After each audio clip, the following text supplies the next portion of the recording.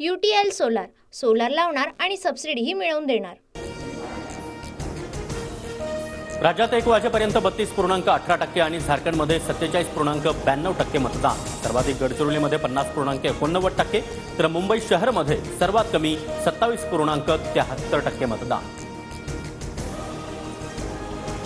घड्याळाच्या कार्यकर्त्यांकडून दमदाटी करत मतदानानंतर शर्मिला पवारांचा आरोप। निवडणूक आयोगाकडे तक्रार करत काही वेळ मतदान केंद्राबाहेर ठिय्या। शर्मिला पवारांचा आरोप धादांत खोटा, कुठेही बोगस मतदान नाही। तक्रारीची निवडणूक आयोग आणि पोलीस चौकशी करतील। शर्मिला पवारांच्या आरोपांनंतर अजित पवारांकडून स्पष्ट। अंबादास दानवेंकडून संजय शिरसाटांचा आणखी एक छत्रपती संभाजीनगरमधील व्हिडिओ ट्विट। शिरसाट धमक्या देत असल्याचा दानवेंचा दावा। तुझा मर्डर फिक्स, सुहास कांदेंची समीर भुजबळांना जाहीर धमकी। नांदगाव मनमाडमध्ये सुहास कांदे आणि समीर भुजबळ समर्थकांमध्ये मोठा राडा।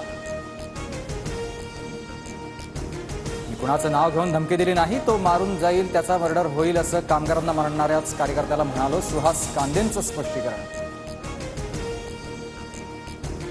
ऑडिओ क्लिपमधील आवाज सुप्रिया सुळे आणि पटोलेंचाच। बिटकॉइन संबंधित रवींद्र पाटलांच्या आरोपांनंतर अजित पवार यांची प्रतिक्रिया।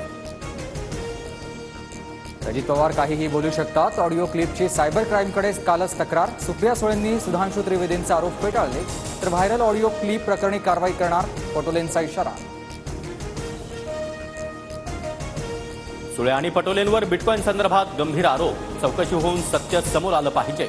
मतदानानंतर देवेंद्र फडणवीसांची प्रतिक्रिया। सुप्रिया सुळेंवर आरोप करणारे अधिकारी कधी काळी जेलमध्ये होते। जेलमधील अधिकाऱ्यांच्या म्हणण्याला इतकं महत्त्व देण्याला अर्थ नाही, शरद पवारांची प्रतिक्रिया। थापांवर विश्वास ठेवू नका, सुळे आणि पटोलेंवर झालेल्या बिटकॉइनवरील आरोपांनंतर उद्धव ठाकरेंची प्रतिक्रिया।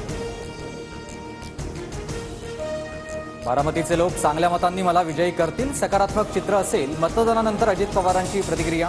बारामती अजितदादा विरुद्ध पवार गटाचे युगेंद्र पवार लढत।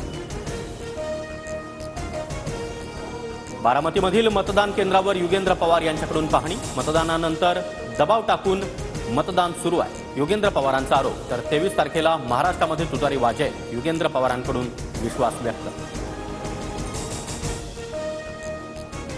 अजित पवारांचा किंगमेकर, दादांचं मुख्यमंत्री होतील, जय पवारांचा दावा। तुझ्या तोंडामध्ये साखर पडो, किंगमेकरच्या प्रश्नावर अजित पवारांचं मिश्किल वक्तव्य। परळीमध्ये शरद पवार गट आणि दादा गटात संघर्ष पेटला। धनंजय मुंडेंचे कार्यकर्ते कैलास फड यांनी पवार गटाच्या माधव जाधवांना मारहाण केल्याचा आरोप। व्हिडिओ सोशल मीडियावर व्हायरल। पवार गटाच्या माधव जाधवांना मारहाण झाल्यानंतर कार्यकर्ते आक्रमक। परळीच्या घाटनांदूर गावामध्ये ईव्हीएम मशीनची तोडफोड।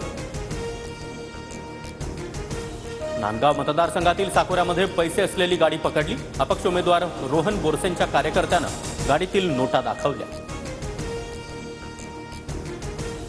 सचिन तेंडुलकर, अक्षय कुमार, सोनू सूदसह रितेश देशमुख आणि जेनिलियाकडून मतदान, तर अनुपम खेर, सोनाली कुलकर्णी आणि फराह अख्तरनंही बजावलाय मतदानाचा हक्क। मुंबईतील नेरूळच्या शिवाजीनगर मतदान केंद्राजवळील वाहनामध्ये राऊटर आढळले। तुर्भे पोलिसांकडून प्रकरणाचा तपास सुरू। धुळ्यात भाजप आणि वंचित कार्यकर्त्यांमध्ये राडा। पैसे वाटपाच्या संशयावरून कार्यकर्ते भिडले, राडा करणारे पोलिसांच्या ताब्यात। पायाभूत सुविधा नसल्यानं छत्रपती संभाजीनगरच्या रामनगरमध्ये मतदानावर बहिष्कार, तर स्मशानभूमीसाठी जागा उपलब्ध करून देण्यावरून लातूरमधील टेंभुर्णी ग्रामस्थ देखील आक्रमक। UTL सोलार लावणार आणि सबसिडीही मिळवून देणार।